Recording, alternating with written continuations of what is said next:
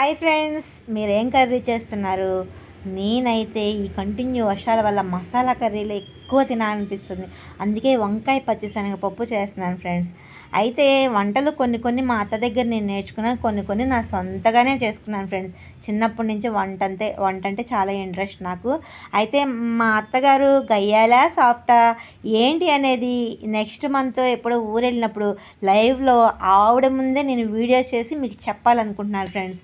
మరి మీ అత్తగారులు ఎలా ఉంటారు ఏంటి అని కామెంట్స్ రూపంలో చెప్పండి ఫ్రెండ్స్.